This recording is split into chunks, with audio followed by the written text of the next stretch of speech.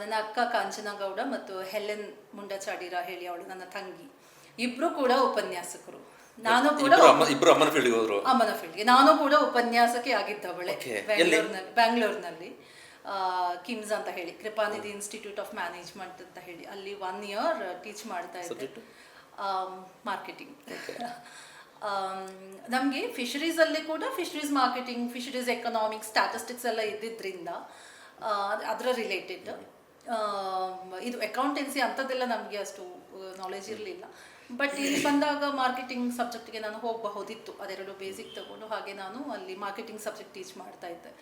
ಅಲ್ಲೇ ನವರಸ ಆರ್ಟ್ಸ್ ಅಂತ ಒಂದು ನೃತ್ಯ ಶಾಲೆಯಲ್ಲಿ ನೃತ್ಯ ತರಬೇತುದಾರಳಾಗಿ ಕೂಡ ಕೆಲಸ ಮಾಡ್ತಾ ಇದ್ದೆ, ಕೋರಮಂಗಲದಲ್ಲಿ. ಆವಾಗ ನಾನು ಒಡಿಸಿ ನೃತ್ಯವನ್ನು ಕೂಡ ಕಲಿತದ್ದು ಅಲ್ಲಿ ಹೊಸದಾಗಿ ಬೆಂಗಳೂರಿನಲ್ಲಿ.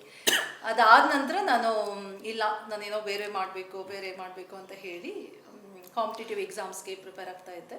ಇನ್ ಬಿಟ್ವೀನ್ ನಮಗೆ ಫಿಶರೀಸ್ನಲ್ಲೂ ಕೂಡ ಪೋಸ್ಟ್ ಓಪನಿಂಗ್ ಆಗ್ಬೋದು, ಎಲ್ಲ ವಿಷಯದ ಕಡೆನೂ ದೃಷ್ಟಿ ಹಾಯಿಸಿದ್ದೀನಿ.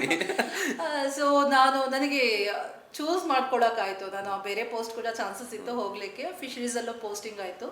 ನಾನು ನಿಜವಾಗ್ಲೂ ತುಂಬ ಇಷ್ಟಪಡ್ತಾ ಇದ್ದೆ ಫಿಶರೀಸ್ ಸಬ್ಜೆಕ್ಟ್ಸ್, ಫೀಲ್ಡ್ ತುಂಬ ಇಷ್ಟ ಆಯಿತು. ಸೊ ಐ ಚೂಸ್ ಇದು ಫಿಶರೀಸನ್ನು ತಗೊಂಡೆ ನಾನು. ಸೊ ಈಗ ಅಸಿಸ್ಟೆಂಟ್ ಡೈರೆಕ್ಟರ್ ಫಿಶರೀಸ್. ಪೂರ್ತಿ ವಿಡಿಯೋ ನೋಡಿ ಕೂರ್ಬಸ್ ಯೂಟ್ಯೂಬ್ ಚಾನಲ್ನಲ್ಲಿ.